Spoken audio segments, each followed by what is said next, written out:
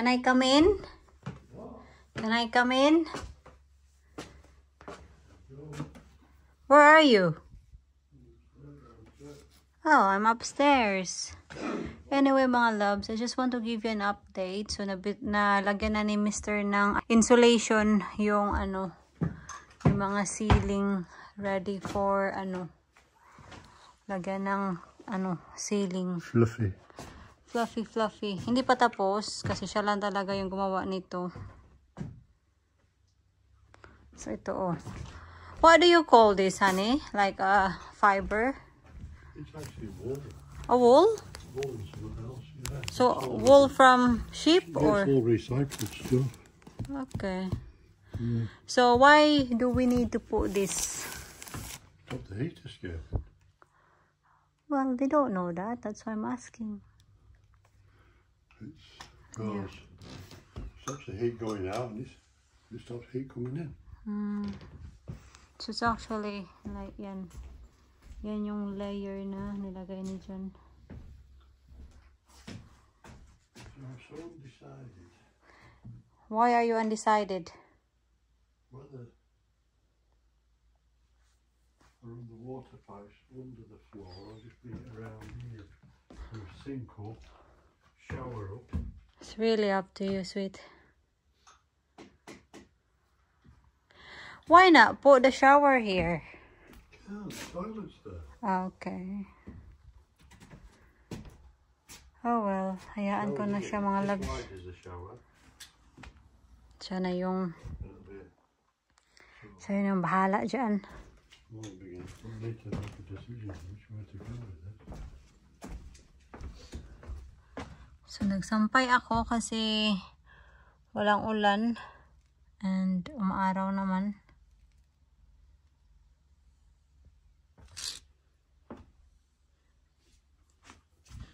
Anyway, let's go down. Alright, I'll leave you to it, to decide. So, at the moment talaga, dahil up and down dito si John, ay nako. Sobrang, alikabok dito sa bahay. Gusto kong mag-map pero hindi pa pwede. I'm making, lemon juice. Kasi, medyo soft na kasi siya, kaya before siya masira, we'll use it.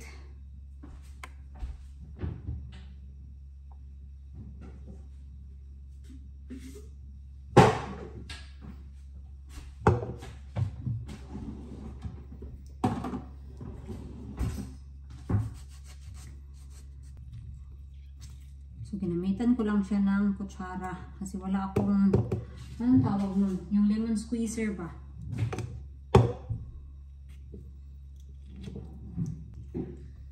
Bakit kailangan pa natin ng lemon squeezer kung pwede naman to? Nalagyan ko to ng ice. Nalagyan ko siya ng kaunting asukal kasi of course it's very sour.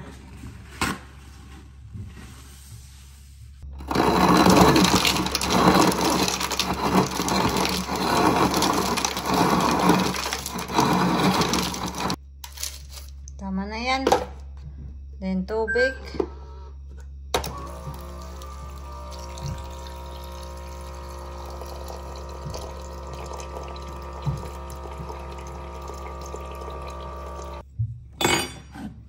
Kaunting asukal lang. Kasi ito lang naman yung natitirang asukal natin.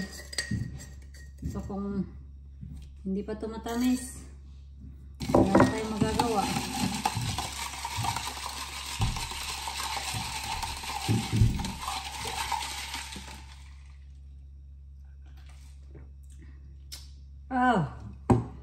Oh my God. Asin.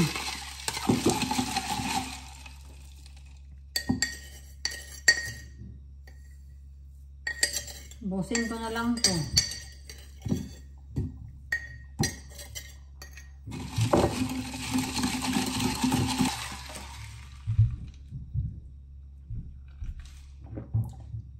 Yeah, okay na.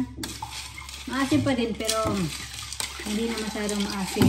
Kahit tulad kanina talaga na parang magaganon-ganon ka. So, nagluluto ako ng quick ngayon. Yan. So, hinati-hati ko na lang kasi 3 itlog lang yung ginamit ko. And wala akong yung pugo na itlog. So, yung normal egg yung ginamit ko.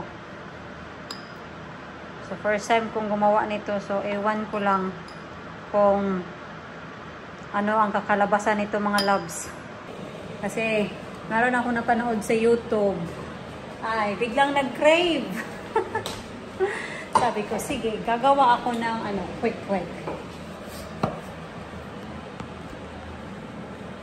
Kasi medyo ulan-ulan din kasi. Kaya na-inspired ako ba na gumawa. Iulam ko to mga loves. Kasi nagluto din ako ng rice. I don't know kung ang butter okay lang ba, pero we'll see.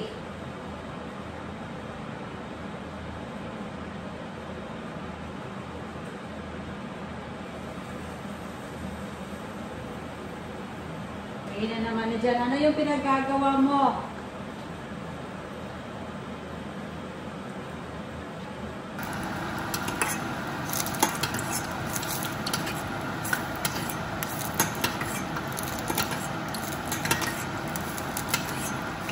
Paliguan natin ng oil para pagbaliktad natin, pwede na. Kaunti lang yung nilagay ko na yung annatto seeds, yung annatto powder by me. Okay naman siguro. Yeah. I think okay na yan mga love.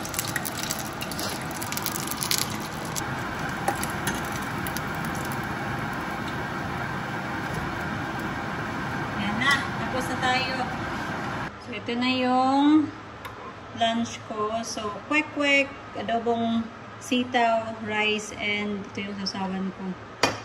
Yan, kain. Sobrang foggy ngayon, oh.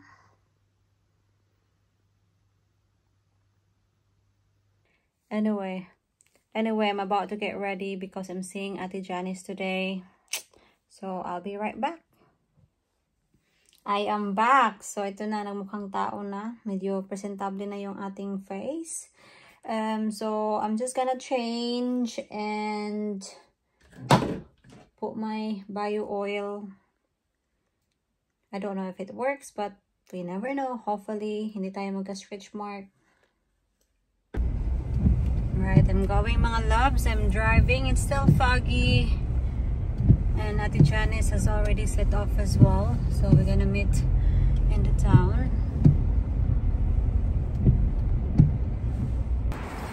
Nandito na ako sa town. Wala pa si Ate Janice. Pupunta lang ako saglit sa Boots kasi meron ako kukunin of freebies. So sinabi ko na lang sa kanya na nandito na ako. Tapos text me pag nandito na ka na sa town para magkita tayo. I got my goodies. Yan. So, free to. Freebies nila. Sana kaya si Ate Janice? Ay, titingnan lang. Titingin lang ako ng ano nila, kabango. Yung Ariana Grande na cloud. Kasi, sa kabango nun. And si Mr. hindi siya masyadong natatapangan sa kabango na yun. Saan ba yun? Ang dami kasi papipilian dito. Halo-halo.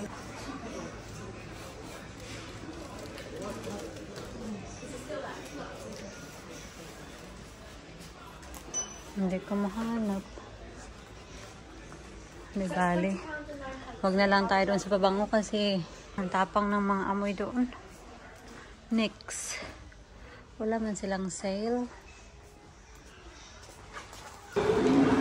Sabi ni Ate Janice, nandito na daw siya sa Boots. Sana ba siya? Ito na. Nagkuha ko. Try ka. Astalan, pagkaon na na. Oh, mo lagi cream naman ko na siya. nangutan na lagi sila. Gusto ba na ako marshmallow? Ang gawin ako marshmallow. I'm home. So anyway, nakabili na ako ng rice. You're hungry. It will not be long, sweetheart. So, binilan ko si Jen ng spring rolls and Cantonese beef. Munch the spring rolls, son, while waiting. What? Munch the spring rolls while waiting. Bumili ako ng banana. Ipapadepros ko to. Kakainin ko yan mamaya or tomorrow na siguro. Tapos, bumili ako ng bubble tea.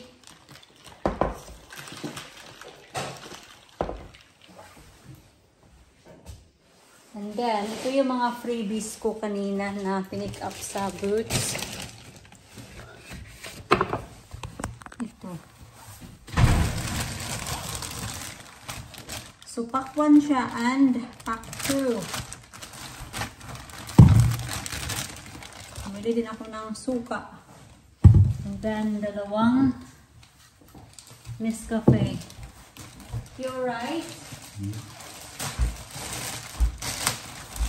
What are those? Oh, huh? Disposable breast pads. Okay. Tapos may mga information leaflet dito. Oh, free bottle of milk. May mga vouchers. Sodo cream. Para kay baby.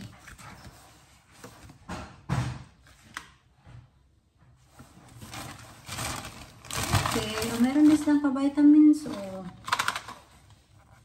Meron na ako nito. Binigyan ako ng midwife ko. Yung first appointment ko. And then, binuksan ko na yung pack number 2 nila. Hindi ako nakapagkintay. So, meron silang palibre na diaper. Yan, Pampers, newborn, new baby.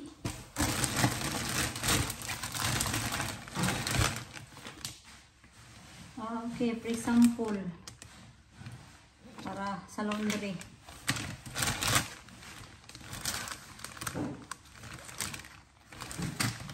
Not bad.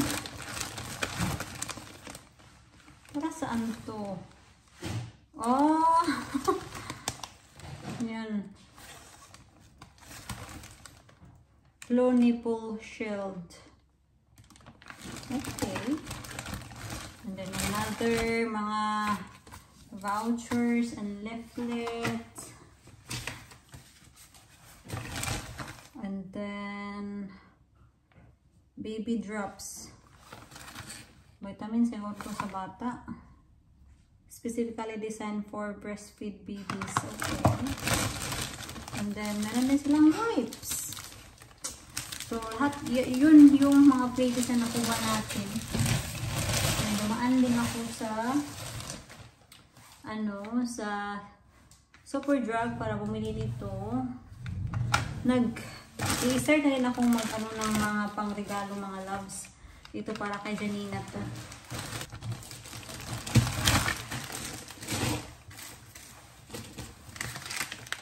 Gamitin ko na to. Anyway, pumunta din ako sa sa Primark kami ni Ate Janice. Bumili lang ako ng parang pangbahay lang ba. Tapos kay Janina din to. And then pangtali. Yun lang mga loves. And nagsasain lang ako ng rice kasi naubusan na talaga kami ng rice. So bumili din ako ng rice sa town. Kakatawa kanina kasi kami ni Ate Janice the two of us were carrying the rice papunta sa car park kasi malayo-layo yung pinagparkan ko. And ilang beses kaming huminto kasi of course mabigat yung rice. So yun na, as I said earlier, bumili ako nag-take away ako sa Chinese pero walang rice sa bahay. So ngayon lang ako nakapagsaing ng rice kasi walang makain si Jan. Oh no! Akala ko shumay ito mga loves. Nagkapalit ata kami ni Ate Janice ng ng order. 1 ton to. I think nasa kanya yung spring rolls ko. Anyway. So Steve's eating my